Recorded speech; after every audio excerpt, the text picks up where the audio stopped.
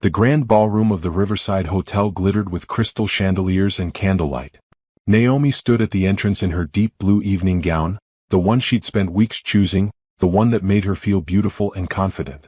She'd had her hair styled at the salon that morning, her natural curls swept into an elegant updo. She'd wanted everything to be perfect for tonight, her husband Derek's company gala. She spotted Derek across the room, laughing with a group of men in expensive suits. He looked handsome in his tuxedo, and for a moment she remembered why she'd fallen in love with him 10 years ago. She started walking toward him, her heels clicking on the marble floor. "Derek," she called out, smiling. He turned and his expression shifted. Not to happiness or pride, but to something else. Annoyance. Embarrassment. "Naomi," he said, his voice tight. "I didn't think you'd actually come." "Of course I came. You said it was important."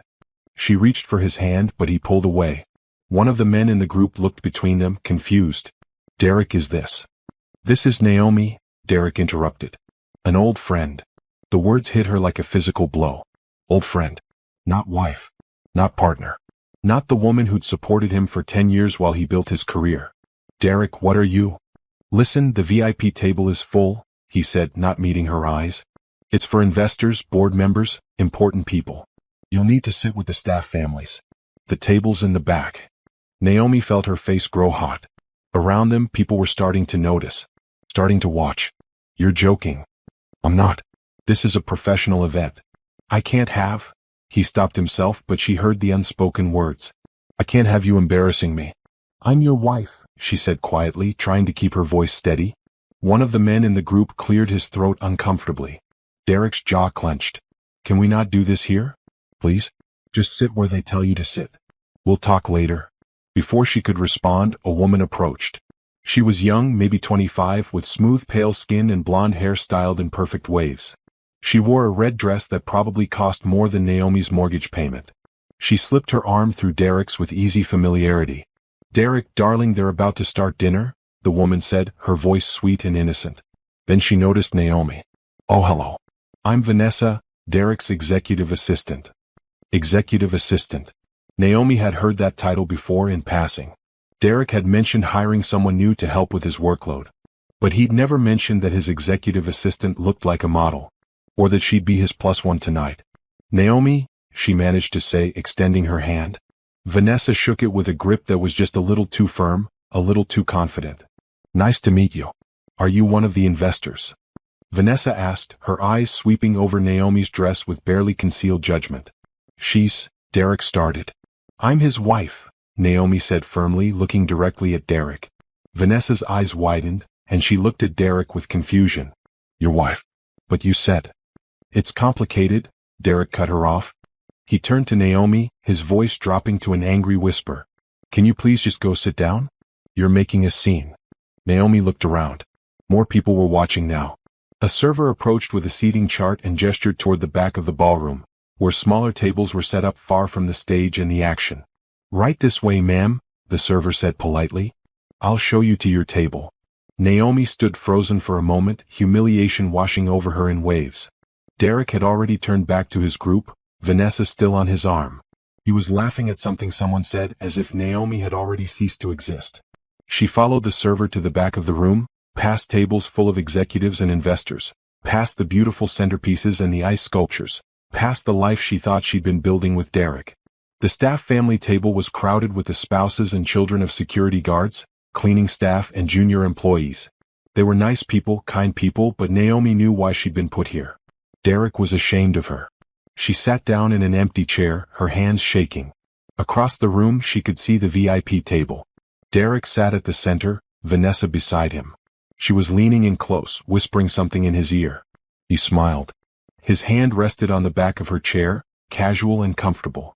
A woman next to Naomi introduced herself as the wife of a maintenance worker. She was friendly, trying to make conversation, but Naomi could barely hear her over the roaring in her ears.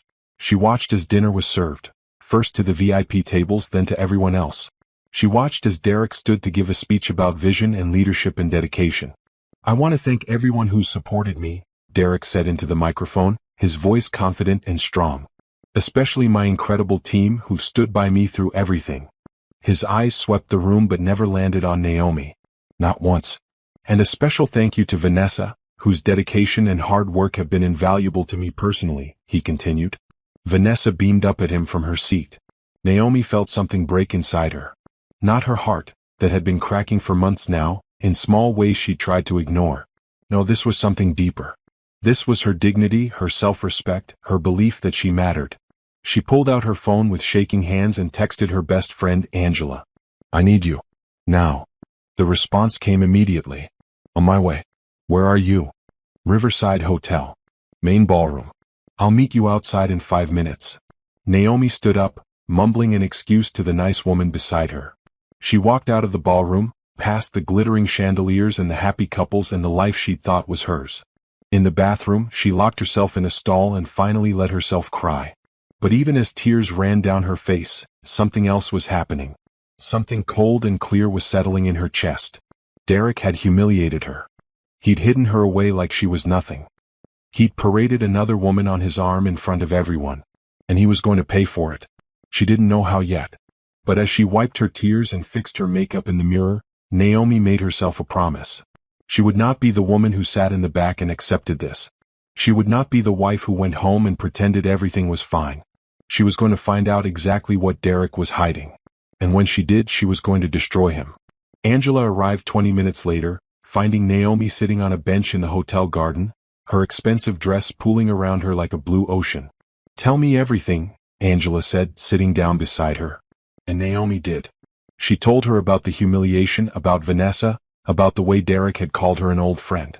About the way he'd looked at her like she was an embarrassment. When she finished, Angela was quiet for a long moment. Then she said, You know what you need to do, right? What? You need to find out what he's really up to. Because men like Derek don't act this way unless they're hiding something big. Naomi nodded slowly. Angela was right. The Derek she'd married 10 years ago wouldn't have done this. Something had changed. Something was wrong. I know a private investigator, Angela continued. He's discreet, professional, and he's good. Let me call him tomorrow. I don't have money for that. Everything is in Derek's name, Naomi said, her voice bitter. Angela smiled grimly. Honey, if what I suspect is true, you're going to get a lot more than just your money back. That night, Naomi went home to their expensive house in the suburbs. Derek didn't get back until after 2 in the morning. She pretended to be asleep, listening to him stumble around in the dark. He smelled like expensive perfume. Not hers. The next morning she made him breakfast like always. She smiled and asked about the gala. He gave vague answers and left quickly, saying he had an early meeting. When his car pulled out of the driveway, Naomi picked up her phone and called the number Angela had sent her. Hello, this is Mitchell Investigations. Hi, Naomi said, her voice steady and clear. I need you to follow my husband. 3 months earlier, Naomi had been happy. Or at least she'd thought she was happy. Looking back now, she could see the signs she'd missed. The late nights Derek claimed were work. The business trips that seemed to multiply. The way he'd stopped telling her about his day. The way he'd moved their money around without explanation. But 3 months ago, she'd still believed in their marriage. She'd still believed Derek when he said he was building their future. It started with a credit card statement. Naomi had been organizing their mail on a Tuesday afternoon when she opened an envelope addressed to Derek. It was an accident. The statement was for a credit card she didn't know existed.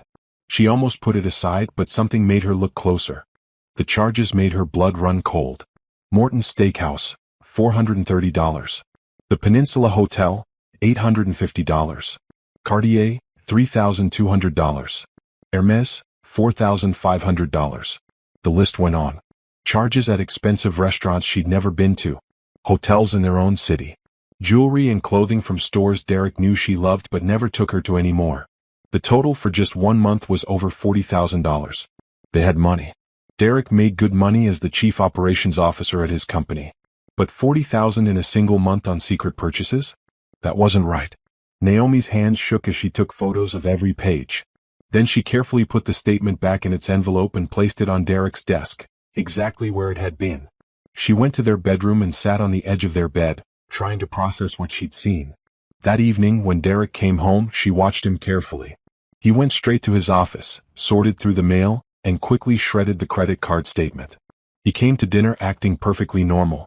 How was your day? She asked, keeping her voice light. Busy. Lots of meetings, he said, not looking up from his phone. Anything interesting happening at work? Same old stuff. Budgets and reports. Lies. All lies. If he was spending $40,000 a month, he wasn't worried about budgets. That night, after Derek fell asleep, Naomi got up and went to his office. She knew his passwords. They'd always been open with each other, or so she'd thought. She logged into his computer and started searching. What she found made her sick. There were emails. Hundreds of emails. To Vanessa. Can't wait to see you tonight, baby. Room 412 like always. You looked so beautiful today. I couldn't stop thinking about you during the board meeting. Just bought you something special. You're going to love it. Naomi scrolled through months of messages. They'd been seeing each other for over a year. A full year. While Naomi had been planning anniversary dinners and supporting Derek's career and believing in their marriage, he'd been with another woman. But the emails weren't the worst part. The worst part was what she found in his financial files. Derek had been moving money. Large amounts of money. From company accounts into personal accounts. He'd created a complex web of transfers that looked legitimate on the surface but were actually theft. He was embezzling from his own company. Naomi sat back in shock. This wasn't just an affair. This was fraud. Criminal fraud. She spent hours that night copying files, forwarding emails to a secret account she created, taking screenshots of everything. By the time she finished, the sun was starting to rise. She cleared the browser history, shut down the computer exactly as Derek had left it, and went back to bed. Derek never knew she'd been there. The next morning, Naomi called Angela. I found something, she said quietly, standing in her kitchen while Derek showered upstairs. Something bad. Tell me. Naomi explained everything.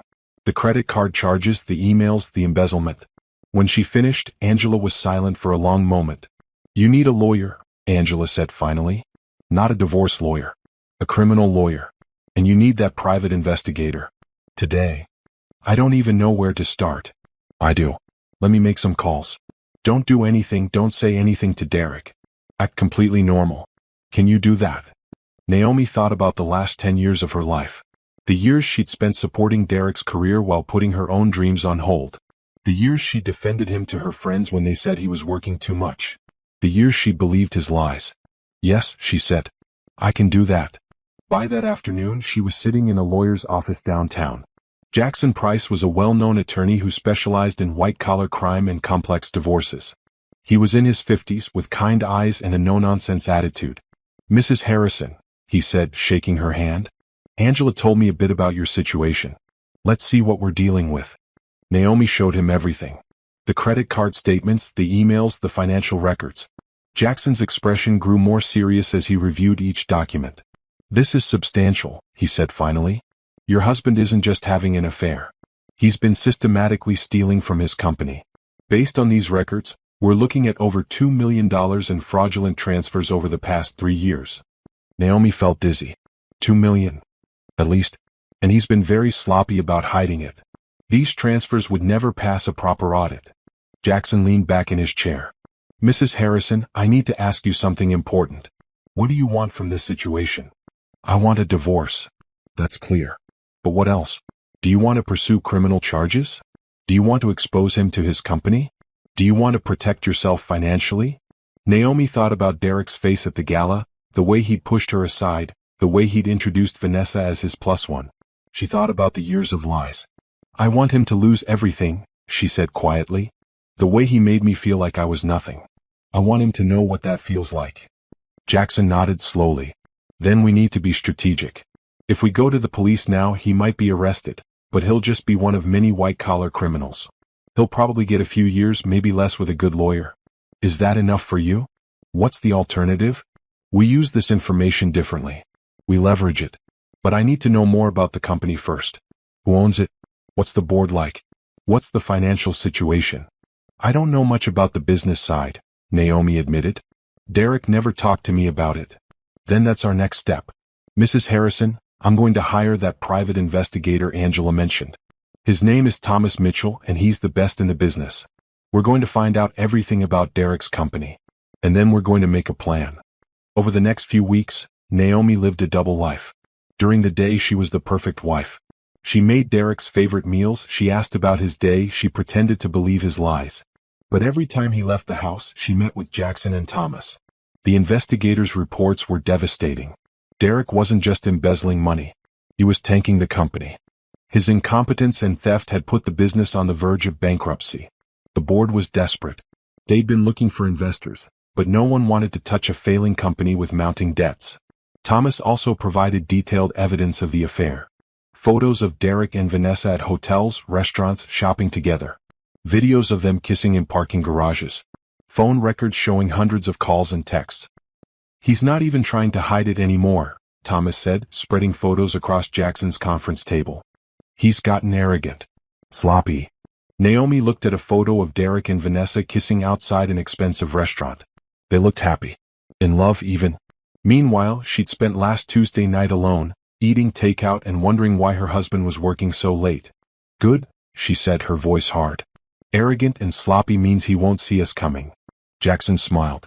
"Now you're thinking like a strategist. Mrs. Harrison, I have a proposal for you. It's risky and it will require some significant financial investment on your part. But if it works, you won't just get your revenge. You'll get everything." "Tell me, how much money do you have that's solely in your name?" Naomi thought about the investment account her grandmother had left her. She'd never touched it, keeping it as a safety net. "About $800,000. "And do you own any other assets?" "I have a small consulting business I started before we got married. It's been dormant for years, but it still exists. It probably has about $200,000 in assets." Jackson's smile widened. "Perfect. Here's what we're going to do." The plan was audacious, dangerous, and absolutely perfect. Jackson explained it over coffee in his office, spreading financial documents across the table. "Derek's company is drowning in debt. The banks are ready to call in their loans. The board is desperate for capital. They're vulnerable. So," Naomi asked, leaning forward, "so we become their savior. But Derek can't know it's you." Over the next several days, Jackson and his team built the structure. They created a shell company called Meridian Holdings, registered in Delaware with Naomi's maiden name, Bennett, on all the paperwork. They established a complex ownership structure that would make it nearly impossible for Derek to trace back to her. "The key is patience," Jackson explained. "We can't rush this. If Derek suspects anything, if he gets even a hint that you're involved, the whole plan falls apart." Naomi nodded. She'd gotten good at patience. She'd been patient through every lie, every late night, every time Derek had chosen Vanessa over her. She could be patient a little longer. The first step was approaching the banks. Jackson contacted the 3 financial institutions that held the company's debt. The meetings were held in conference rooms across the city, and Naomi attended each one wearing business suits she'd bought specifically for this purpose. Her hair styled professionally, her confidence growing with each presentation. "Meridian Holdings is interested in acquiring the debt of Harrison Technologies," Jackson told the bankers. "We believe the company has strong fundamentals and simply needs better management and capital infusion." The banks were skeptical at first. Why would anyone want to buy the debt of a failing company? But Jackson was persuasive. He showed them Naomi's investment track record, her business credentials, her ability to pay. And most importantly, he showed them that Meridian Holdings would take the debt off their books immediately. It took 3 weeks, but eventually all 3 banks agreed. For $6 million, Meridian Holdings purchased the complete debt package of Harrison Technologies. Naomi had to liquidate almost her entire investment portfolio, take loans against her business assets, and max out every credit line she had. It was a huge risk. If this didn't work, she'd be bankrupt. But something told her it would work. Derek had underestimated her their entire marriage. He thought she was just a housewife, just an old friend, just someone to push to the back tables. He had no idea what she was capable of. With the debt secured, Jackson moved to phase 2, approaching the board of directors. The board meeting was scheduled for a Tuesday afternoon. Naomi wore a charcoal gray suit and carried a leather portfolio. She'd practiced her presentation 100 times. Jackson had coached her on every possible question. The board consisted of 7 members, all men in their 50s and 60s. They looked tired, worried. The kind of people who'd watched their company crumble and didn't know how to stop it. "Gentlemen," Jackson began, "I'd like to introduce you to Naomi Bennett, CEO of Meridian Holdings." Naomi stood and smiled confidently. None of them recognized her. Why would they? Derek had never brought her to company events, never mentioned her, never acknowledged her existence. To them, she was just another investor. "Thank you for meeting with me," Naomi said. "I'll get right to the point. My company has acquired all of Harrison Technologies' outstanding debt. As of yesterday, we own your loans. The board members looked at each other, confused. The chairman, an older man named Robert Chin. Wait, I can't use Chin. Let me use another name. The chairman, Robert Sterling. No, that's banned too. The chairman, Robert Mitchell, spoke first. What does this mean for us? It means you have options, Naomi said. We can call in those loans immediately, which would likely force bankruptcy. Or we can restructure them under terms that are beneficial to both of us. What kind of terms? Another board member asked. Jackson stepped in. Meridian Holdings wants to become an active investor in Harrison Technologies. We're proposing a capital infusion of $3 million in exchange for 51% ownership of the company. The room went silent. 51% meant controlling interest. It meant whoever owned that stake would control the company.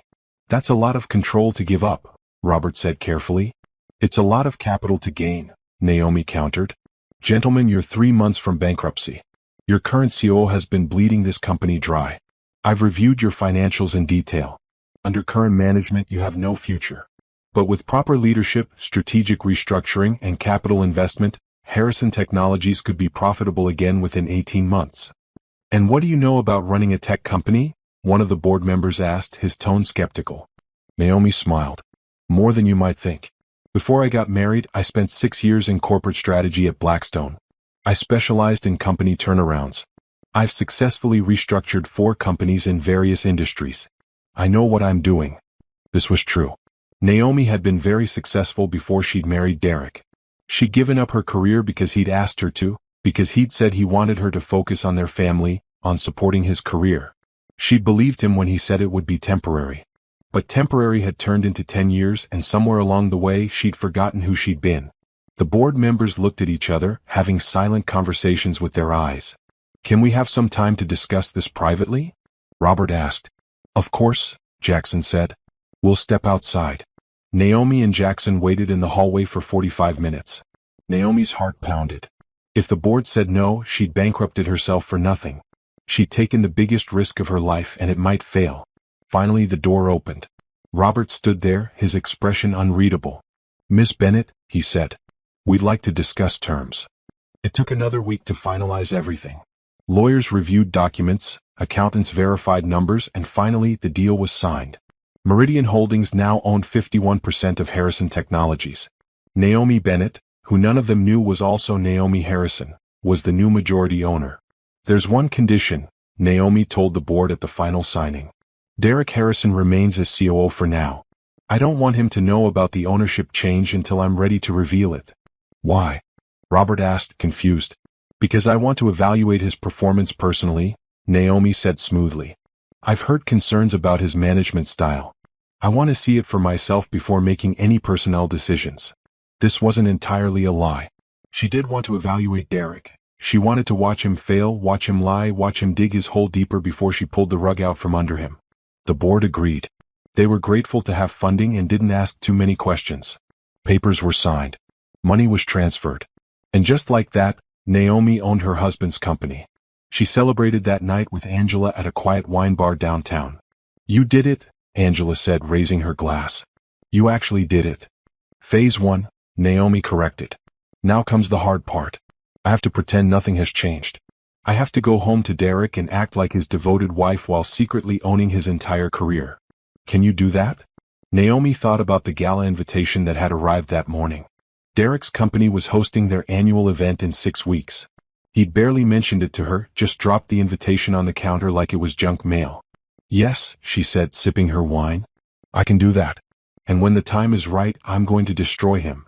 At home, Derek was already asleep when she got in. She stood in the doorway of their bedroom, watching him snore softly. He looked peaceful. Content. He had no idea that his wife, the woman he'd humiliated and ignored and cheated on, now controlled his entire professional life. Naomi smiled in the darkness. Soon he would know. Soon everyone would know. But not yet.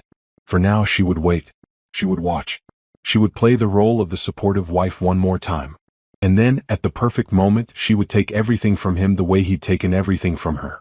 The morning after signing the papers, Naomi woke up as a business owner. It felt strange and powerful and terrifying all at once. She owned 51% of a company with 230 employees, annual revenue of $40 million, and enough debt to drown in. but it was hers. She drove to Jackson's office before Derek woke up, using the excuse of an early gym class. In the conference room, her lawyer had assembled a team: a forensic accountant, a corporate restructuring specialist, and Thomas Mitchell, the private investigator. "Good morning, Ms. Bennett," Jackson said with a slight smile. He'd started using her maiden name exclusively in professional settings, helping her build this new identity separate from Derek. "Let's talk about what you've bought." The forensic accountant, a sharp woman named Patricia Reynolds, spread files across the table. "I've completed the initial audit. The good news is that the company's core business is sound. The technology division is actually quite innovative. The problem is entirely leadership and financial management." "Meaning Derek?" Naomi said. "Meaning Derek," Patricia confirmed. "Over the past 3 years, he's systematically stolen approximately $2.3 million. He's also made terrible operational decisions that have cost the company another $5 million in lost revenue and bad contracts." Naomi felt a mix of anger and satisfaction. Anger at what Derek had done, but satisfaction knowing she now had concrete proof. "What's the company worth?" she asked. "If we can right the ship?" "Probably 60 to 80 million, the restructuring specialist, Gordon Hayes, said. "The underlying business model is solid. You've got good products, decent market share, and strong client relationships. But you've also got bloated departments, terrible vendor contracts, and a management team that's either complicit or incompetent." "Some of both," Thomas added, pushing forward another folder. "I've been investigating the senior leadership team. 4 of them are actively helping Derek embezzle money. They're getting kickbacks. 3 more know about it but are too scared to speak up. The rest are either oblivious or don't want to get involved." Naomi absorbed this information. Her husband wasn't just a cheater and a thief. He was running a criminal enterprise. "Here's my recommendation," Jackson said. "You keep the acquisition quiet for the next 6 weeks until the gala. Use that time to complete a full audit, identify everyone who's complicit, and build an airtight case. At the gala, when Derek is at his most confident, you reveal yourself as the new owner. You fire him and everyone involved. You bring in criminal charges. And you start fresh with a clean team." "Won't the board tell him about me?" Naomi asked.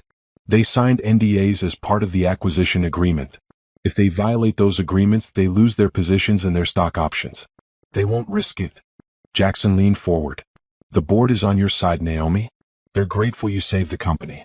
They want Derek gone as much as you do." Over the next few weeks, Naomi lived a surreal double life. At home, she was still Derek's wife. She cooked his meals, did his laundry, and listened to him complain about work stress. He never once asked about her day, never noticed that she was going out more often, never suspected anything. But outside the house, she was Naomi Bennett, CEO of Meridian Holdings and majority owner of Harrison Technologies. She met with department heads in secret, using video calls and false names. She reviewed every contract, every expense report, every decision Derek had made. She identified the employees who were talented but overlooked, the ones who'd been passed over for promotions because they questioned Derek's decisions. One afternoon, she had a secret video call with Jennifer Wu, the head of product development. Jennifer had no idea she was talking to Derek's wife. "Thank you for agreeing to speak with me, Ms. Wu," Naomi said, her video camera off, her voice slightly disguised. "Of course, Ms. Bennett. Though I have to say, I'm surprised the new owner wants to talk to people at my level. I want to understand the company from all angles. Tell me about the product development process." Jennifer hesitated, then spoke carefully. "Our team is talented, but we're constantly being overruled. Derek, Mr. Harrison, keeps killing our best ideas and pushing for products that don't make sense. Last quarter, we developed a security software upgrade that our clients were begging for. He shelved it to focus on a flashy but impractical cloud platform that hasn't sold a single unit. Why would he do that? Honestly, I think because he doesn't understand the technology. He makes decisions based on what sounds impressive, not what's practical. We've lost 3 major contracts in the past year because we couldn't deliver what clients needed." Naomi made notes. This was valuable information. "If you had full authority, what would you do differently?" Jennifer's voice became animated. "I'd restart the security software project immediately. I'd restructure our development teams to focus on client needs instead of Derek's ego projects. I'd probably double our revenue within 2 years. That's quite a claim. I know. But I've been in this industry for 15 years. I know what I'm doing. I just haven't had anyone listen to me." Naomi smiled. "Thank you, Ms. Wu. This conversation has been very enlightening. She had similar conversations with the heads of sales, operations, and customer service. The pattern was clear. Derek had surrounded himself with yes men while ignoring the talented people who could actually run the company successfully. He'd created a culture of fear where nobody questioned him, and the few who did were punished or pushed aside. Patricia's full audit revealed even more problems. Derek had set up fake vendor accounts that paid money into his personal accounts. He'd approved contracts with companies that didn't exist.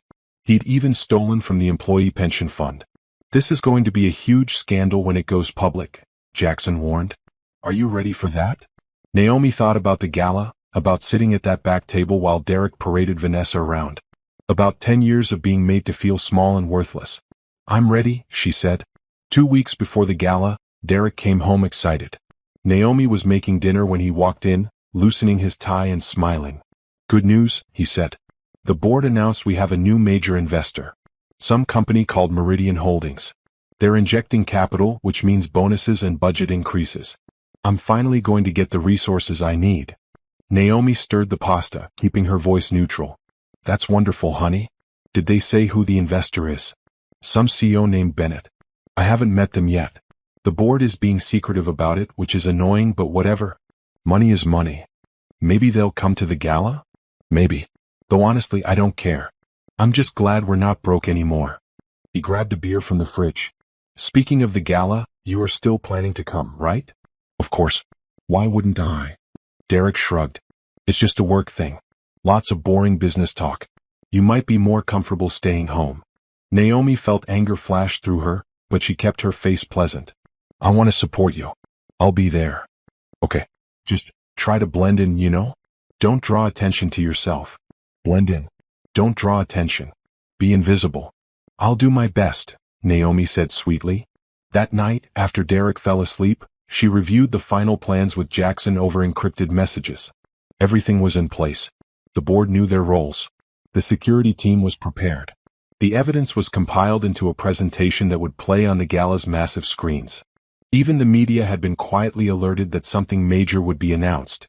Jennifer Wu and the other talented employees had been secretly contacted and offered new roles in the restructured company. The senior managers who'd helped Derek embezzle money had no idea they'd soon be arrested. Vanessa, Derek's mistress, was a special case. Thomas had discovered she wasn't just an affair partner. She'd been actively helping Derek steal money. She'd set up some of the fake vendor accounts using her personal information. She was complicit in everything. "She'll face charges too," Jackson said. "Fraud, conspiracy, embezzlement. She's looking at serious prison time." "Good," Naomi said coldly. She knew he was married. She helped him steal. She deserves whatever she gets. The night before the gala, Naomi couldn't sleep. She lay in bed next to Derek, watching the ceiling fan spin slowly. Tomorrow everything would change. Tomorrow Derek would learn that the woman he'd pushed aside was actually the one holding all the power. She thought about calling the whole thing off. It would be easier to just divorce him quietly, take her settlement, and move on. But every time she considered it, she remembered that feeling of being told to sit at the back table. Of watching Vanessa on Derek's arm. Of 10 years of being made to feel worthless. No. She wouldn't back down. Derek needed to learn that actions had consequences. That you couldn't treat people like they were nothing and expect no repercussions. Tomorrow he would learn that lesson. Tomorrow everything would change. The morning of the gala arrived bright and clear. Naomi woke at 6, her heart racing. Derek was still asleep, snoring softly beside her. She studied his face for a moment, trying to remember when things had gone wrong. Had there been a moment she could have saved their marriage? A point where she could have fought harder for his attention, his respect, his love? No. The truth was simpler and sadder than that. Derek had never really valued her. He'd married her when she was successful and independent, then slowly worked to diminish her until she fit into the small box he wanted. He'd needed someone to manage his home life, to make him look good, to be there when convenient and invisible when not. She'd let it happen. That was the part that hurt most. She'd let herself become small. But today she would become big again. Naomi got up and went for a run, her usual Friday routine. But instead of running through their neighborhood, she drove downtown and ran past the Riverside Hotel. The venue looked magnificent even in morning light, with banners announcing the Harrison Technologies annual gala. Workers were unloading flowers and equipment. In 12 hours, this place would be packed with people who thought they knew Derek Harrison. They had no idea what was coming. After her run, she met Angela for breakfast at their favorite cafe. "How are you feeling?" Angela asked, studying her friend's face. "Terrified. Excited. Ready." Naomi sipped her coffee. "I keep thinking about everything that could go wrong." "Like what?" "What if the board changes their minds? What if Derek finds out somehow? What if I get up there and freeze?" Angela reached across the table and squeezed her hand. "You won't freeze. You've been preparing for this for months. You have every document, every piece of evidence, every detail planned. And you have something else." "What?" "You have the truth. And the truth is powerful." Angela smiled. "Derek has been lying to everyone for years. To his company, to his board, to you. When you reveal what he's really been doing, nobody is going to defend him. They're going to be too busy trying to distance themselves from him." Naomi nodded, feeling a little steadier. "Jackson says the media is already positioning outside the hotel. He tipped them off that a major business scandal is about to break." "How did he explain it without giving away your name?" "He said a major tech company was about to announce significant leadership changes due to financial misconduct. That was enough to get them interested." Naomi checked her watch. "I should get home. Derek will be wondering where I am." Back at the house, Derek was in the shower. Naomi laid out his tuxedo, the one he'd had specially tailored for tonight. She remembered when they'd gone to pick it up last month. He'd spent 20 minutes checking himself in the mirror, talking about how important this gala was for his image. "I need to look like a leader," he'd said. "This is the night I cement my position at the company." He had no idea how right he was. Derek came downstairs at noon, freshly showered and smelling of expensive cologne. "What time are you planning to get ready?" he asked Naomi. "Around 4. The gala starts at 7, right?" "Yeah, but I need to be there early. 6 at the latest. I'm giving the opening speech." He hesitated. "You can just meet me there. Take an Uber or something." "You don't want us to arrive together?" "It's just easier this way. I'll be busy with last-minute details. You'd just be standing around." He checked his phone, not looking at her. "And remember what I said. Keep a low profile tonight." Naomi felt the familiar sting of his dismissal, but this time it was different. This time, she knew it was the last time he'd ever speak to her this way. "I'll do my best," she said, her voice mild. Derek left at 5:30, barely saying goodbye. Naomi waited until his car disappeared, then immediately started getting ready. She'd chosen her outfit weeks ago, a stunning emerald green dress that made her skin glow.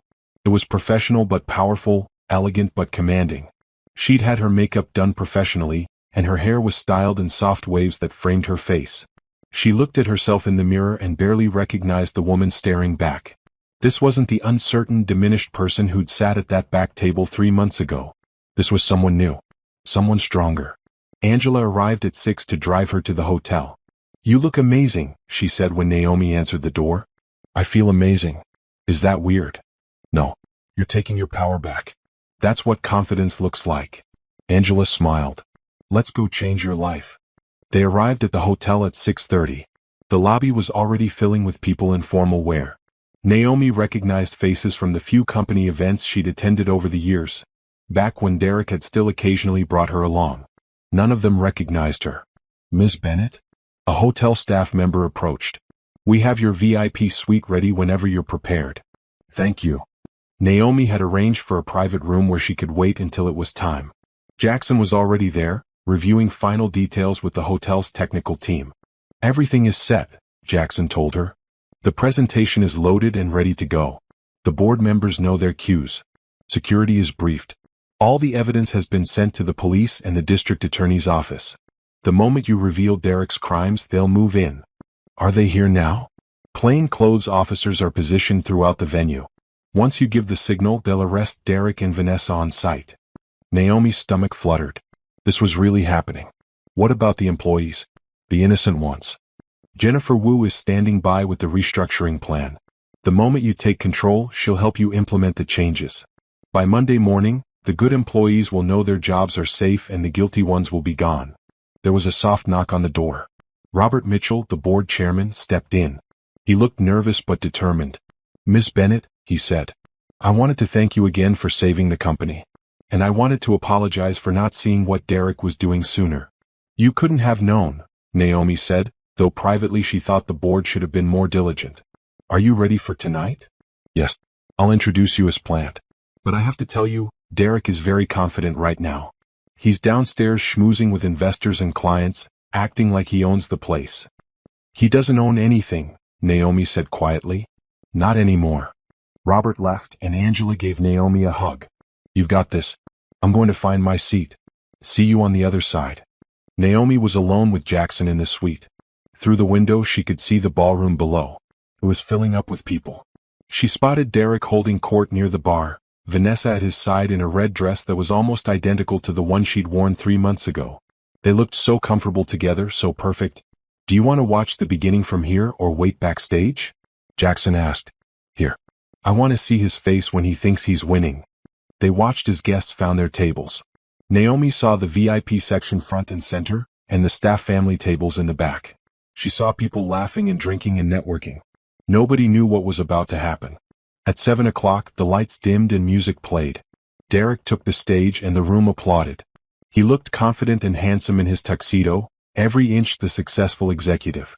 Good evening, everyone, he said into the microphone. Welcome to the Harrison Technologies annual gala. I'm so grateful you could all join us tonight to celebrate another successful year. Naomi watched him lie with such ease. The company hadn't had a successful year. It had been hemorrhaging money, saved only by her acquisition. Derek continued his speech, talking about innovation and leadership and vision. He thanked the board, the employees, the clients. He made jokes that got polite laughter. He was in his element, performing for an audience that believed in him. And now, I'm pleased to introduce our board chairman, Robert Mitchell, who has some exciting news to share about our company's future. Robert took the stage and Derek stepped aside, still smiling. He had no idea what was coming. Thank you, Derek, Robert said. His voice was steady, but Naomi could see his hands trembling slightly on the podium.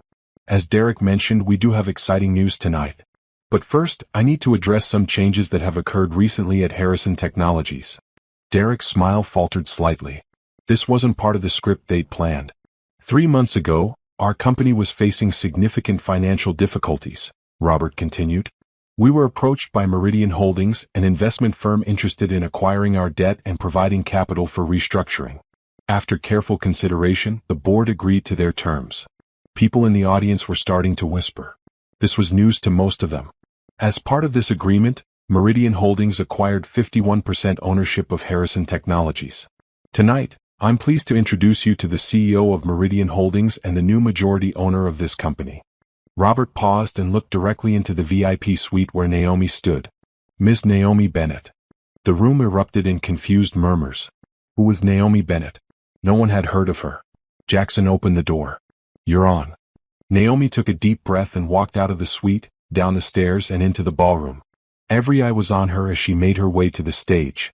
She could see Derek's face from across the room. He looked confused at first, then as she got closer, recognition dawned. She watched him mouth her name. Naomi? She climbed the steps to the stage, took the microphone from Robert, and looked out at 230 shocked faces. And smiled. Naomi stood at the podium, gripping it with both hands to keep them from shaking.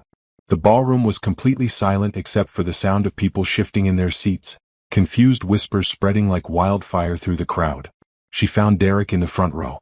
He'd stumbled back from the stage, his face pale. Vanessa sat frozen beside him, her red dress suddenly looking too bright under the lights. Neither of them understood yet. They would soon. Good evening, Naomi said, her voice clear and steady. For those who don't know me, I'm Naomi Bennett. Some of you might also know me by another name, Naomi Harrison. Derek's wife. The whispers exploded into shocked exclamations. People turned to look at Derek, whose face had gone from pale to gray. Vanessa grabbed his arm, but he shook her off, his eyes fixed on Naomi. 3 months ago, I attended this same gala, Naomi continued. I came to support my husband, wearing my best dress, excited to be part of his professional success. But when I arrived, Derek told me I couldn't sit at the VIP table. He said it was for important people. Investors. Real contributors to the company.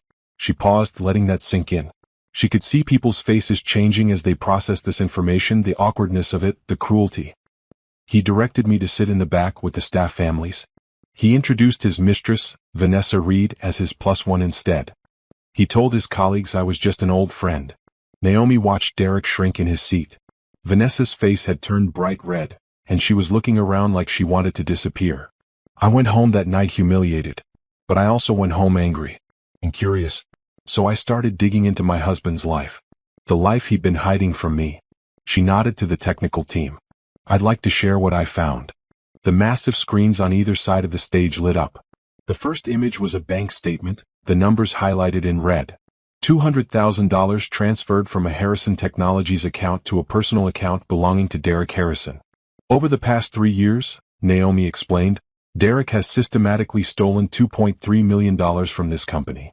He created fake vendor accounts, approved fraudulent contracts, and embezzled money from employee pension funds. The screens flashed through document after document. Bank statements, email exchanges, expense reports with falsified receipts. Each image showed another piece of Derek's crimes. The audience sat in stunned silence. But it wasn't just theft, Naomi continued. Derek also destroyed this company through sheer incompetence. He killed profitable product lines to fund his vanity projects.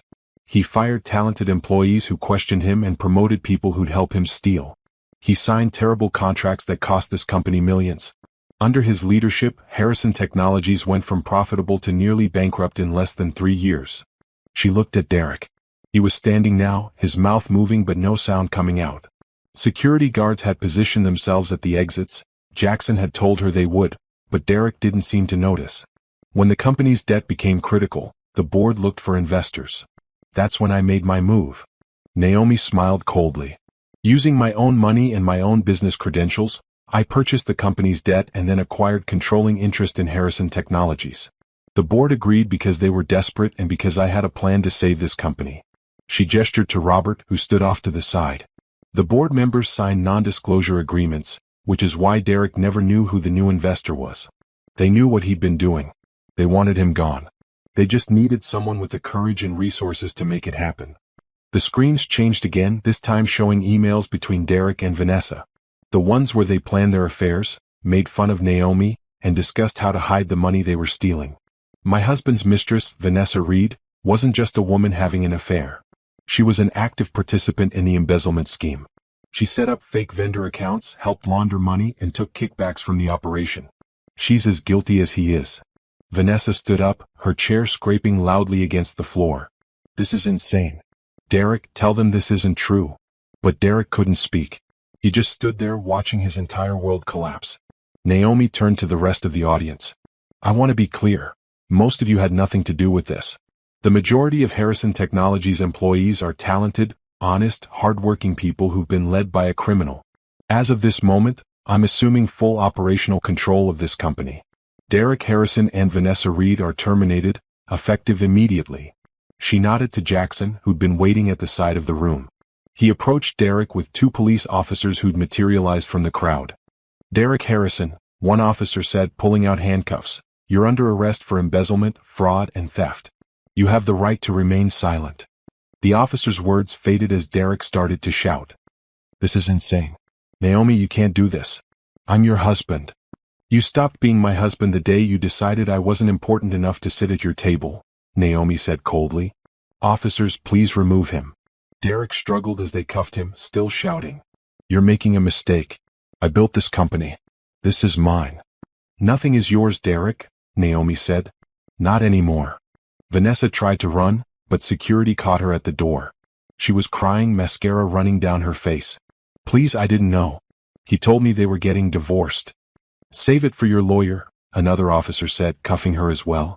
The ballroom erupted into chaos. People were standing, talking over each other, phones out, filming everything. Naomi waited for it to die down, still gripping the podium. I know this is shocking, she said once the noise subsided a bit. I know many of you are confused and upset. But I promise you this company has a future. A real future. Not one built on lies and theft, but one built on integrity and innovation. She saw Jennifer Wu in the crowd, gave her a small nod. Jennifer stood up. Jennifer Wu, our head of product development, will be promoted to chief operating officer, Naomi announced.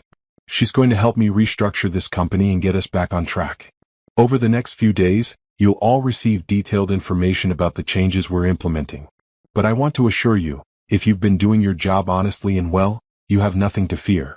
In fact, many of you are about to get the recognition and opportunities you've deserved for years. She paused, looking around the room one last time. Derek and Vanessa were being escorted out, still protesting. The media had rushed into the ballroom, cameras rolling, capturing every moment. This was supposed to be a celebration, Naomi said softly. And in a way it still is. It's a celebration of truth, of justice, of what happens when you underestimate people. She looked directly at the camera. My husband thought I was nothing. He thought I was just someone to push aside when I became inconvenient. He was wrong. She set down the microphone and walked off the stage. The applause started slowly, then built until the entire room was on their feet. Not for Derek. Not for his false vision of success. But for her. For the truth she'd revealed. For the courage it took to stand up there and dismantle her own life in order to save a company and expose corruption. Jackson met her at the bottom of the stairs. That was perfect. It's not over yet. The hard part is, Derek and Vanessa are being taken to the police station. The district attorney has all the evidence. They'll both be charged with multiple felonies. Angela pushed through the crowd and hugged Naomi tightly. You did it. You actually did it. Naomi hugged her back, feeling the adrenaline start to fade. Her hands were shaking now, her heart racing. She'd just blown up her entire life in front of 200 witnesses and television cameras. But she'd also won. Robert approached with several other board members. Ms. Bennett, we can't thank you enough. You saved this company. We all saved it, Naomi said. Now we have to rebuild it. Are you ready for that? Absolutely. Whatever you need. The next few hours were a blur. Naomi fielded questions from reporters, carefully explaining what Derek had done without revealing too many details that might compromise the criminal case. She met with shell-shocked employees, assuring them their jobs were safe. She coordinated with Jennifer about next steps. By midnight, the ballroom was empty except for Angela and Jackson. You should go home and rest, Jackson said. Tomorrow is going to be another long day. I don't have a home anymore, Naomi realized. That house was Derek's. Everything in it is evidence now. I booked you a suite here at the hotel, Angela said. Top floor on the company account. Which is your company account now, I guess. Naomi laughed, the sound coming out slightly hysterical. I own a company. I arrested my husband. I destroyed my marriage and my old life in one night. No, Angela corrected gently. You exposed a criminal and saved a company. Derek destroyed the marriage years ago. You just made it official. That night, alone in the hotel suite, Naomi stood at the window looking out at the city lights. Somewhere out there, Derek was in a jail cell, probably still trying to figure out how his wife had outsmarted him. Somewhere, Vanessa was learning that actions had consequences. Somewhere, employees who'd been stealing and lying were panicking, knowing their crimes would be exposed next. Naomi felt no guilt, no regret, just a strange, powerful sense of freedom. She picked up her phone and called her mother, who answered on the first ring. Naomi? Honey, I saw the news. Are you okay? I'm better than okay, Mom. I'm finally exactly where I'm supposed to be. The story broke nationwide by morning. Tech executive arrested for embezzlement, topped every business news site. Photos of Derek being led away in handcuffs went viral. The video of Naomi's speech was viewed millions of times. Social media exploded with commentary. Some people praised her courage, others questioned her methods, but everyone was talking about it. Naomi woke to hundreds of messages. Interview requests from major news networks, congratulations from former colleagues, and surprisingly, support from other women who'd been through similar situations. Her phone buzzed constantly until she finally turned it off and focused on what mattered: rebuilding the company. She met with Jennifer and the board at 8 in the morning in Harrison Technologies' main conference room. It felt strange to sit at the head of the table, to see people looking to her for direction. But it also felt right. Let's start with damage control, Naomi said, opening her laptop. Jennifer, what's the mood among the employees? Mixed, Jennifer admitted. The people who've been here a while and knew something was wrong are relieved. The ones Derek hired personally are panicking. And everyone else is just confused. I want to address the entire company today. Can we set up an all-hands meeting? Already done. 2 o'clock in the main auditorium. Good. Robert, what about the clients? The board chairman looked tired but determined. I've been on call since 5 this morning. Most clients are concerned but willing to wait and see what happens. A few are threatening to pull contracts, but once I explained you're taking over and Jennifer is running operations, they calmed down. I want personal calls with every major client, Naomi said. I need them to know this company is stable and moving forward. They spent the next several hours reviewing everything. Patricia, the forensic accountant, had identified 4 senior managers who'd been complicit in Derek's embezzlement. Naomi authorized their immediate termination and turned their information over to the police. What about the others? She asked. The people who knew but didn't participate? That's a judgment call, Jackson said. He joined the meeting to provide legal counsel. Some of them were scared. Derek had a reputation for retaliating against anyone who questioned him. Naomi thought about this. She wanted justice, but she also wanted to be fair. Anyone who was aware of the crimes but failed to report them gets one chance. They can come forward now voluntarily and provide information. If they do, they keep their jobs but get demoted. If they stay silent and we discover they knew, they're fired. That's generous, Patricia noted. It's strategic, Naomi corrected. We need institutional knowledge to rebuild. I can't fire half the company, but I can make it clear that the culture of silence is over. By noon, 3 managers had come forward. They provided detailed testimony about Derek's operation, confirming everything Naomi had already discovered and adding new information about other schemes she hadn't known about. It was painful to hear how deep the corruption went, but it also validated her decision to expose it. The all-hands meeting was tense. 230 employees packed into the auditorium, everyone talking nervously. When Naomi walked onto the stage, the room went silent. Thank you all for coming, she began. I know the past 18 hours have been chaotic and confusing. I'm here to provide clarity and direction. She explained the situation clearly and directly. Derek had been stealing from the company. He'd created a toxic culture where honesty was punished and loyalty was rewarded regardless of ethics. He'd driven the company to near bankruptcy through incompetence and theft. I bought this company because I saw its potential, Naomi said.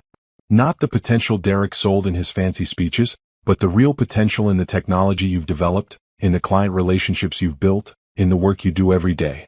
You are what makes this company valuable. Not Derek. Not his cronies. You. She could see people sitting up straighter, paying attention. Over the next few weeks, we're going to make significant changes. Some people will lose their jobs, those who participated in or enabled the fraud. But most of you will see opportunities you've never had before. Promotions based on merit, not politics. Projects based on client needs, not executive egos. A workplace where speaking up is encouraged, not punished. Jennifer stood and presented the restructuring plan. Several unprofitable divisions would be closed or merged. Resources would be redirected to the security software project that Derek had killed. The company would focus on its core strengths instead of Derek's vanity projects. This won't be easy, Naomi concluded. We have a lot of work ahead of us. But I believe in this company. I believe in you. And I'm asking you to believe in this new direction. The applause was hesitant at first, then grew stronger. Not everyone was convinced. Naomi could see skeptical faces in the crowd, but enough people were willing to give her a chance. After the meeting, employees lined up to talk to her. Some had questions about the restructuring. Others wanted to share their own stories about Derek's mismanagement. One woman, a junior developer named Ashley, was crying. Thank you, Ashley said. Derek told me I'd never be promoted because I wasn't executive material. I was about to quit. What do you work on? Naomi asked.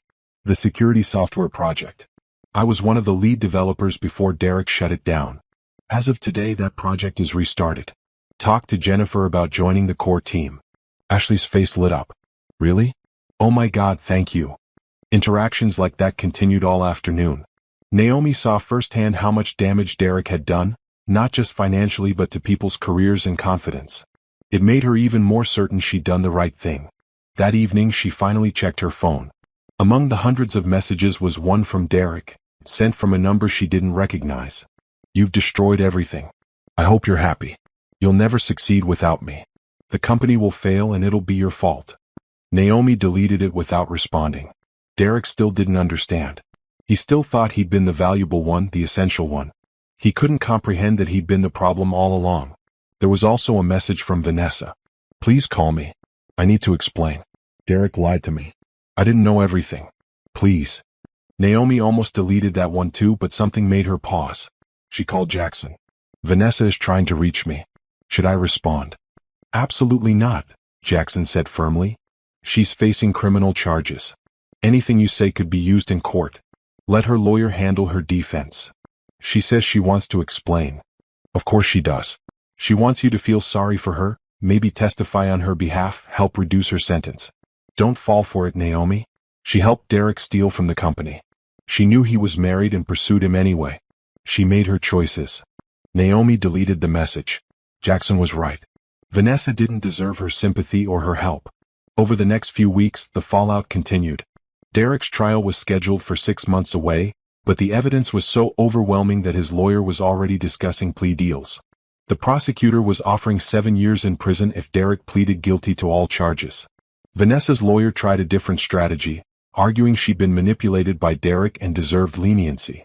But the evidence showed otherwise. She'd actively participated in setting up fake accounts and had received over $300,000 in kickbacks. The prosecutor wasn't interested in deals. 4 senior managers were also charged with fraud and conspiracy. 2 of them immediately took plea deals and agreed to testify against Derek. The other 2 were trying to fight the charges, but with the evidence against them, their lawyers were advising them to negotiate. Naomi spent those weeks working 18-hour days. She restructured departments, reviewed every major contract, and met personally with every client. She promoted talented people who'd been held back and brought in new expertise where needed. She implemented new financial controls so nothing like Derek's scheme could happen again. The security software project was restarted with Ashley and her team in charge. Within 3 weeks, they had a demo ready to show clients. Within 6 weeks, they had 3 signed contracts worth a combined $4 million. Jennifer had been right. The market wanted this product. Naomi also filed for divorce. Jackson handled it personally, making it as quick and clean as possible. Derek tried to fight it from jail, claiming he deserved half of everything, including Naomi's new ownership in the company. His lawyer withdrew that claim after Jackson pointed out that Derek's theft was being documented daily and any settlement would factor in his crimes. The divorce was finalized in record time, 60 days. Naomi kept everything she'd brought into the marriage plus her share of their joint assets. Derek kept his legal bills and his prison sentence. The house they'd shared was sold. Naomi couldn't bear to live there anymore, not after everything. She used the money to buy a penthouse downtown with huge windows overlooking the city. It was modern and clean and completely hers. No memories of Derek, no reminders of the life she'd lost. On the day she moved in, Angela brought champagne and Chinese food. To new beginnings, Angela toasted, raising her glass. To new beginnings, Naomi echoed. She looked around her empty penthouse, at the boxes waiting to be unpacked, at the clean slate of her new life. You know what's funny? What?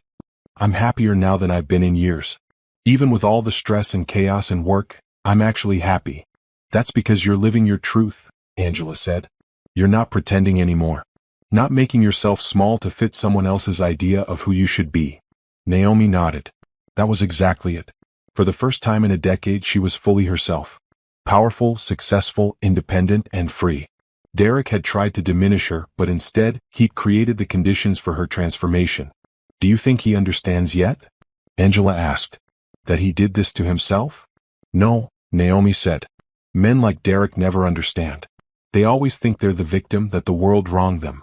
He probably still thinks I'm the villain in this story. But you're not. No, I'm not the villain. I'm not even the hero. I'm just someone who got tired of being treated like nothing and decided to do something about it. That seemed like the truest description of what had happened. Naomi hadn't set out for revenge, not really. She just wanted Derek to see her as valuable, to recognize her worth.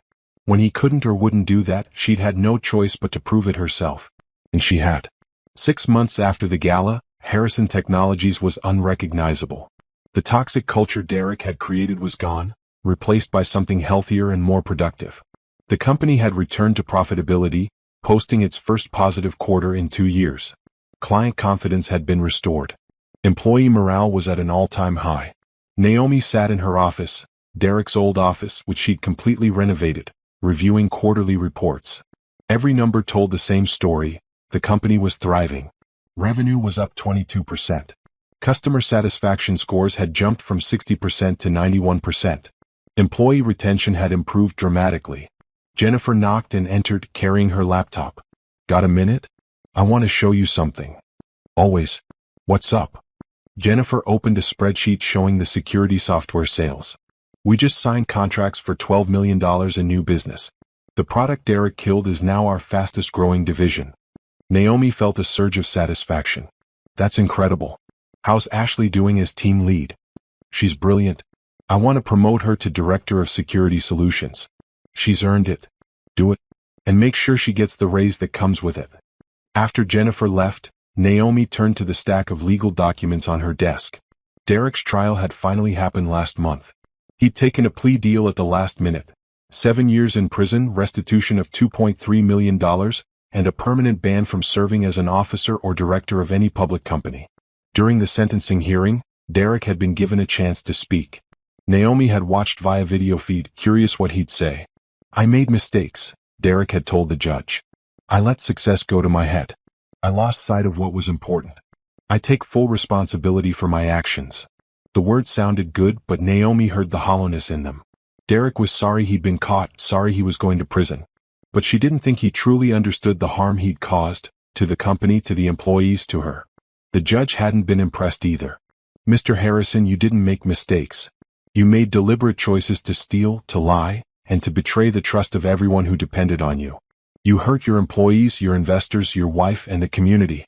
7 years is the minimum sentence I can impose given your plea agreement, but I want you to know that I think you deserve far more." Derek had been led away in handcuffs, his expensive suit looking out of place in the courtroom. Naomi had felt nothing watching him go. Not satisfaction, not sadness, not even anger. Just a sense of closure. Vanessa had received 4 years. She tried to claim she was a victim of Derek's manipulation, but the evidence of her active participation was too strong. She'd known exactly what she was doing when she helped set up fake accounts and took kickbacks. The judge had been unmoved by her tears. The 4 senior managers who'd been complicit had received sentences ranging from 2 to 5 years, depending on their level of involvement. Several more had lost their jobs and been banned from the industry. The message was clear: corruption had consequences. But Naomi had spent more time thinking about the people she'd saved than the ones she'd punished. The employees who now had opportunities they'd never had under Derek. The clients who were getting better service and better products. The company itself, which now had a chance to be what it should have been all along. She'd discovered things Derek had done that went beyond the financial crimes. He'd stolen credit for other people's work routinely. A breakthrough algorithm the company used had actually been developed by a junior programmer named Marcus. Wait, can't use that name. A junior programmer named Kyle, but Derek had put his own name on the patent. A marketing campaign that won industry awards had been conceived by a contractor named Rachel, but Derek claimed it was his idea. Naomi had worked to right those wrongs. Kyle got his name added to the patent and received a bonus for his work. Rachel got a public acknowledgement and a lucrative contract for future campaigns. Other employees who'd had their work stolen were finally getting recognition. "You're changing the culture," a reporter had told her during an interview last month. "Making it about merit instead of politics." "I'm just treating people the way they should have been treated all along," Naomi had responded. With respect and fairness. The interview had been part of a feature in a major business magazine. Naomi had been hesitant about doing press, but Jackson had convinced her it was important for the company's image. "You're a great story," he'd said. "Woman discovers husband's crimes, saves company, becomes successful CEO. People love that narrative." Naomi didn't love being reduced to a narrative, but she understood the value. The publicity had brought new clients and attracted talented employees who wanted to work for a company with ethical leadership. One afternoon, a letter arrived at her office. It was from Derek, postmarked from the federal prison where he was serving his sentence. Naomi stared at the envelope for a long time before opening it. "Naomi," it began. "I know you probably don't want to hear from me. I know I don't deserve your time or attention. But I'm writing because I need you to understand something. I never meant to hurt you. Everything I did because I was trying to provide for us, to build something great. I got lost along the way. I made terrible choices. But my intentions were good." Naomi read the rest of the letter with growing frustration. Derek still didn't get it. He was still making excuses, still trying to paint himself as a well-intentioned person who made mistakes rather than what he really was.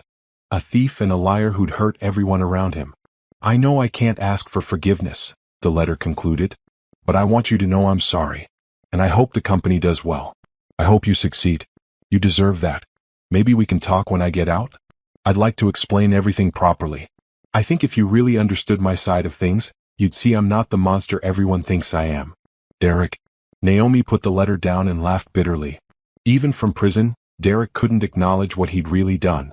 He still thought there was a version of events where he was the victim, where his actions were somehow justified. She almost threw the letter away but decided to keep it. Not because she wanted to remember Derek, but because she wanted to remember the lesson.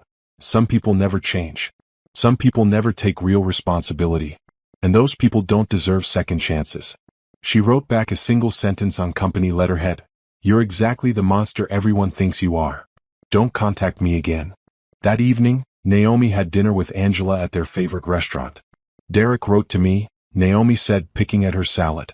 "What did he say?" "The usual. He's sorry, he didn't mean to hurt anyone, maybe we can talk when he gets out." "Please tell me you're not actually considering that." "Of course not. I told him not to contact me again." Naomi took a sip of wine. "But it made me think. Part of me wonders if I was too harsh. If maybe he does deserve a chance to make amends." "Stop," Angela said firmly. "That's your compassionate nature talking. Derek doesn't deserve your compassion. He destroyed his own life through his own choices. You gave him every chance to be a good husband, to value you, to do the right thing. He chose differently every single time." "I know. You're right. It's just hard to completely let go sometimes."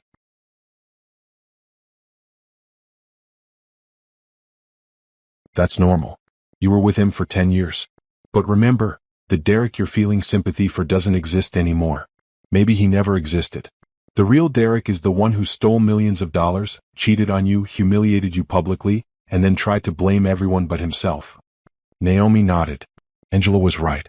The Derek she'd married, the one she'd loved, was either gone or had never been real in the first place. The man in prison was the true Derek, and that man deserved exactly what he'd gotten. Later that week, Vanessa tried to reach out too. She'd written to several members of the board, asking them to provide character references for her parole hearing. She claimed she'd been young and naive, that Derek had manipulated her, that she deserved a second chance. The board forwarded the letters to Naomi. "Absolutely not," Naomi said. "She knew what she was doing. She helped him steal. She was with him knowing he was married. She made adult choices and she can face adult consequences." None of the board members provided references. Vanessa's parole hearing was postponed, meaning she'd serve her full 4-year sentence. Naomi felt no guilt about that decision. Vanessa had tried to destroy her marriage and steal from the company. She didn't deserve sympathy or help. As the months passed, Naomi found herself thinking less and less about Derek and Vanessa. They were becoming part of her past, fading into memory. What mattered now was the future she was building, not just for herself but for everyone at Harrison Technologies. The company had become her purpose. Not in the unhealthy way Derek had been obsessed with it, but in a meaningful way. She was creating jobs, developing products that helped people, building a workplace where talent and integrity mattered more than politics. And for the first time in years, Naomi felt proud of her life. 1 year after the gala, Naomi stood at the window of her penthouse watching the sunrise. The city was waking up below her, and she felt a sense of peace she hadn't expected. The chaos and trauma of the past year had settled into something steady and strong. Harrison Technologies had exceeded every projection. Revenue had doubled. The security software division was now the industry leader in its category. The company had won multiple awards for workplace culture and innovation. Naomi herself had been featured on the cover of 3 major business magazines with headlines like, "The CEO Who Saved Her Own Company," and "From Betrayed Wife to Business Leader, The Naomi Harrison Story." She changed the company name last month to Bennett Technologies, reclaiming her maiden name and creating a fresh identity separate from Derek's legacy. The rebrand had been well received by clients and employees alike. But success at work wasn't the only change in her life. Naomi had spent the past year focused almost entirely on the company, working long hours and avoiding any thoughts of romance. She told herself she needed time to heal, time to figure out who she was outside of being Derek's wife. She wasn't ready for anything new. Then she'd met Trevor Collins. It happened at a tech conference in San Francisco. Naomi was giving a keynote speech about corporate ethics and turnarounds. Trevor was in the audience. He owned a successful software company and was known in the industry for his integrity and innovation. After her speech, he'd approached her at the reception.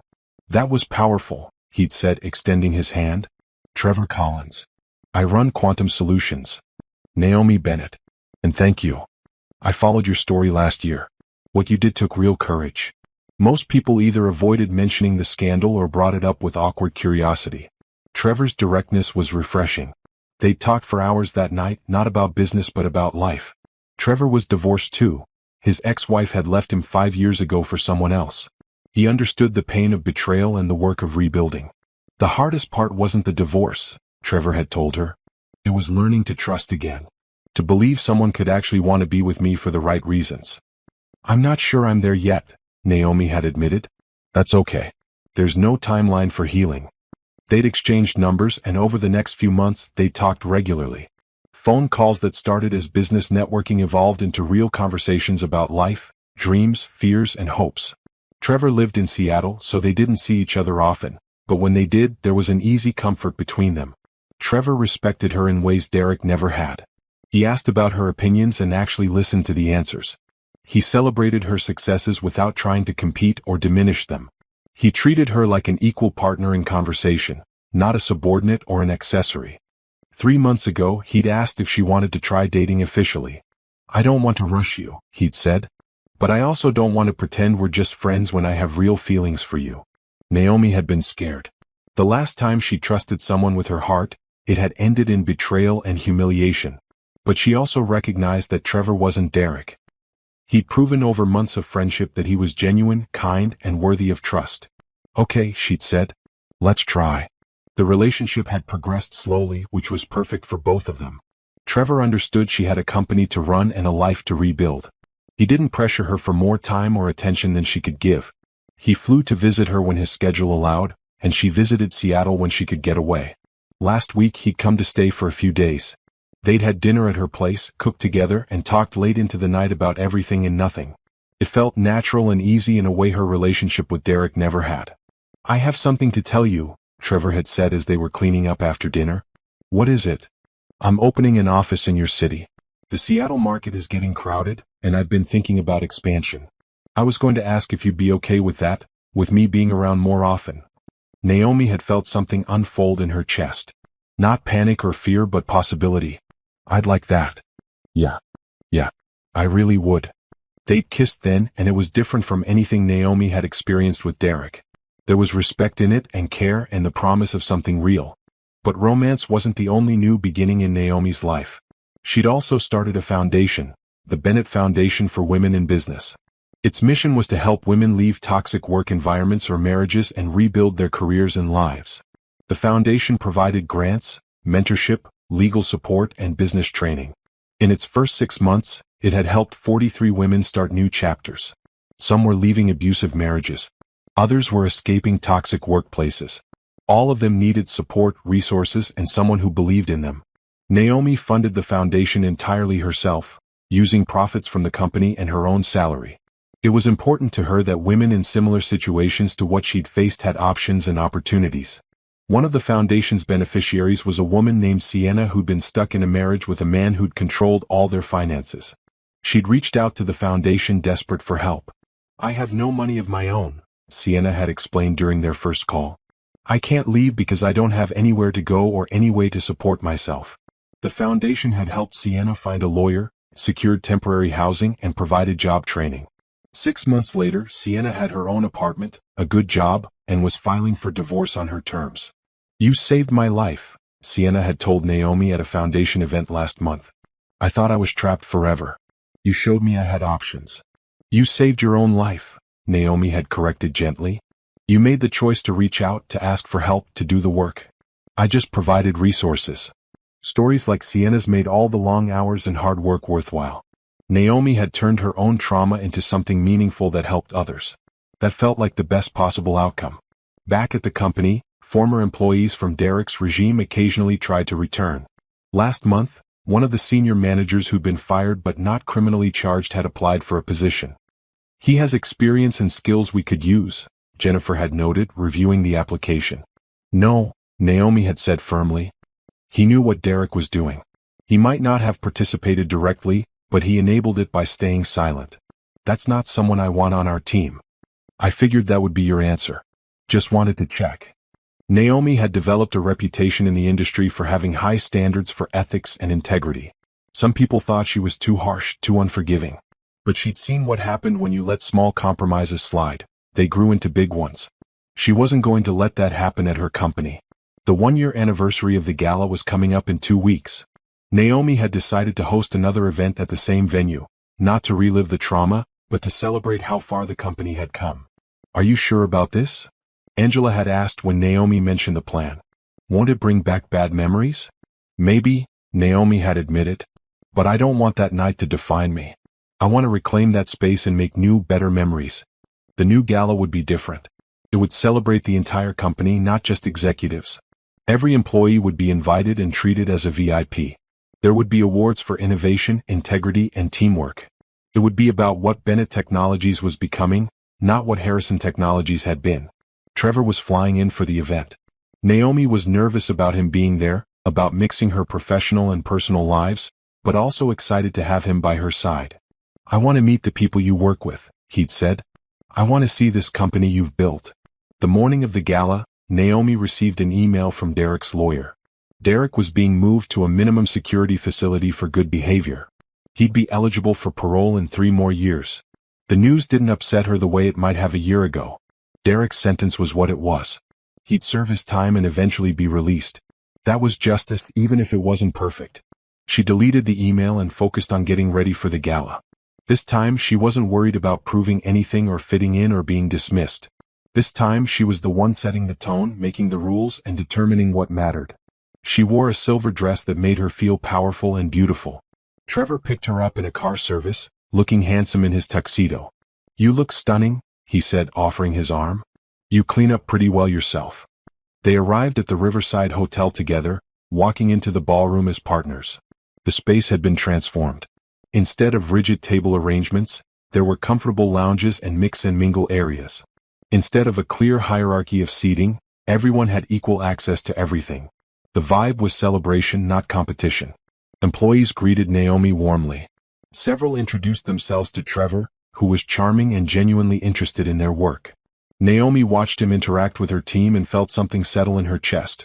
This was what a real partnership looked like. Jennifer found them near the bar. Boss, we need you for a minute. There's someone who wants to meet you.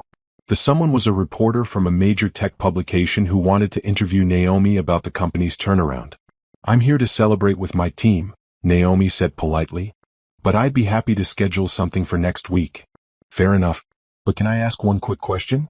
What's your advice for other people who find themselves in situations like yours was betrayed, diminished, unsure how to move forward? Naomi thought about that. Don't make yourself small to fit someone else's vision of who you should be. If someone in your life makes you feel worthless, the problem isn't you, it's them. And you have more power than you think you do. You just have to be brave enough to use it. The reporter smiled. That's going to be a great quote. Later, Naomi gave a speech to the assembled employees. 1 year ago, I stood on this stage and revealed some painful truths. Tonight, I want to celebrate some beautiful ones. This company has achieved things I didn't think were possible. We've doubled our revenue, created incredible products, and built a workplace where people actually want to come to work. She paused, looking around at the faces watching her. But the numbers aren't what I'm most proud of. I'm proud that when you see something wrong, you speak up. I'm proud that you support each other and celebrate each other's wins. I'm proud that we've created a culture based on merit, integrity, and mutual respect. That's what makes Bennett Technologies special. The applause was genuine and enthusiastic. Naomi stepped off the stage feeling lighter than she had in years. As the evening wound down, she and Trevor found a quiet corner to talk. This is really something, Trevor said, gesturing to the happy employees around them. You built all of this in 1 year. We built it, Naomi corrected. I couldn't have done any of this alone. Still, you took a disaster and turned it into triumph. That takes vision and courage. I just did what needed to be done. Trevor smiled and took her hand. That's what makes you special, Naomi. You don't see yourself as a hero. You just see yourself as someone who did what was necessary. But from where I'm standing, you're pretty heroic. Naomi laughed and leaned into him. A year ago, she couldn't have imagined being here, happy, successful, with someone who truly valued her. A year ago, she'd been sitting at the back table, feeling worthless and invisible. How things change. 2 years after the gala that changed everything, Naomi sat in her corner office reviewing the latest financial reports. Bennett Technologies had just closed a record-breaking quarter with revenue of $30 million, a 50% increase from Derek's highest numbers. The company now employed 340 people and had been named one of the best places to work in the industry. But what made Naomi proudest wasn't the numbers. It was the culture. Employees weren't afraid to speak up anymore. Innovation came from all levels, not just the top. People actually enjoyed their work and supported each other. Jennifer knocked on her door. Got a minute? Always. Come in. Jennifer sat down with a satisfied smile. I just got off the phone with our biggest client. They're renewing their contract and doubling their order. They specifically said they're doing it because they trust our leadership and product quality. That's fantastic. Make sure Ashley's team knows they've been working so hard on those security updates. Already done. Also, I have news. Remember how Derek killed that AI integration project because he thought it was too complex? The one you kept telling him would be revolutionary? That's the one. I got approval to restart it quietly last month. We just finished the prototype and Naomi, it's incredible. If we can bring this to market, we'll be years ahead of our competitors. Naomi leaned back in her chair, grinning. See? This is what happens when you listen to talented people instead of ignoring them. Show me what you've got. They spent the next hour discussing the AI project, its potential applications, and the timeline for development. This was the work Naomi loved. Strategic planning, innovation, building something meaningful. It was so different from the dysfunction of Derek's regime. That afternoon, Naomi had a board meeting. Robert had retired last year, and the new chairman was a woman named Diane Foster who'd spent 20 years in the tech industry. The board was more diverse now too, 3 women and 4 men, representing different backgrounds and perspectives.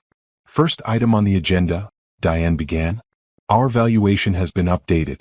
Bennett Technologies is now worth $120 million. The number hung in the air. When Naomi had bought the company, it had been worth maybe $20 million on a generous day. She'd increased its value 6-fold in 2 years. The board wants to discuss next steps, Diane continued. We've had inquiries from several larger companies interested in acquiring us. The offers range from $150 to $200 million. Naomi shook her head immediately. No, we're not selling. Can I ask why? That's a significant return on your investment. Because this company isn't just an investment to me. It's people's livelihoods. It's the foundation I started. It's proof that integrity and success aren't mutually exclusive. Naomi looked around the table. I didn't save this company just to cash out and let someone else potentially destroy what we've built. The board members nodded, looking relieved. Several of them had been worried Naomi might take a buyout offer. However, Naomi continued, I do want to discuss succession planning. I'm 42 years old. I have no interest in running this company forever. I want to make sure that when I do step back, we have strong leadership ready to take over. Jennifer is the obvious candidate for CEO eventually, but we should develop other leaders too. They spent the rest of the meeting discussing talent development, leadership training, and long-term planning. This was what good corporate governance looked like, thinking years ahead, building sustainable systems, preparing for the future. That evening, Naomi had dinner with Trevor at their favorite Italian restaurant. He'd officially moved to the city 6 months ago, opening the office he'd mentioned. They saw each other several times a week now, and the relationship had deepened into something solid and real. I got some interesting news today, Trevor said over pasta. A venture capital firm wants to invest in quantum solutions. They're offering enough money for me to expand into 3 new markets. That's amazing. Are you going to take it? I think so. But I wanted to talk to you first. He set down his fork and looked at her seriously. This expansion would mean more travel, longer hours, more stress. I don't want to become the kind of person who puts work above everything else, above us. Naomi reached across the table and took his hand. Trevor, I run a company. I understand long hours and travel and stress. What matters is that we communicate, that we make time for each other, and that we support each other's goals. You've been incredibly supportive of my work. I want to do the same for you. You're sure? Completely. Take the investment. Build your empire. Just don't forget to call me occasionally. He laughed and kissed her hand.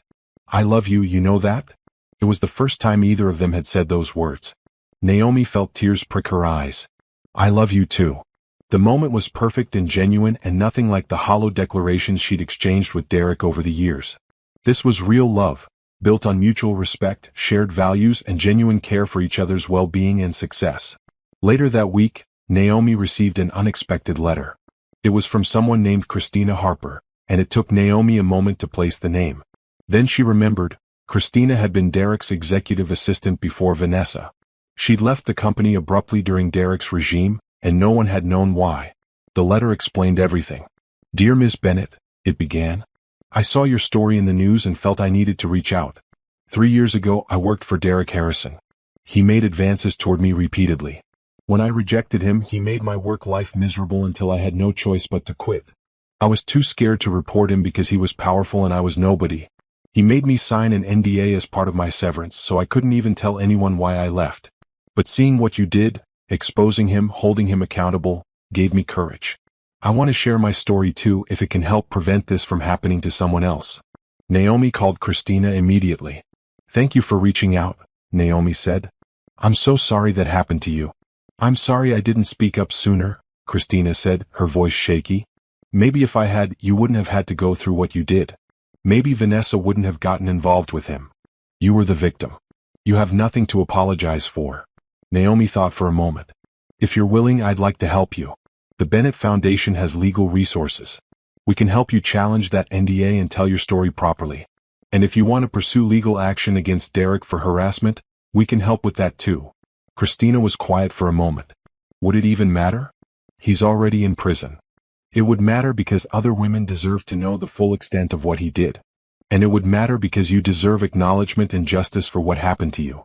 Over the next few months, Christina worked with the Foundation's lawyers. The NDA was ruled unenforceable since it was used to cover up harassment. Christina gave an interview to a major news outlet detailing Derek's behavior. 2 other women came forward with similar stories after seeing Christina's interview. The stories painted a picture of Derek as not just a financial criminal but a predator who'd used his position of power to abuse women for years. Naomi felt sick reading the accounts but also grateful that these women were finally being heard. Vanessa read the stories too from prison. She sent Naomi another letter, this time very different from before. I was a fool, Vanessa wrote.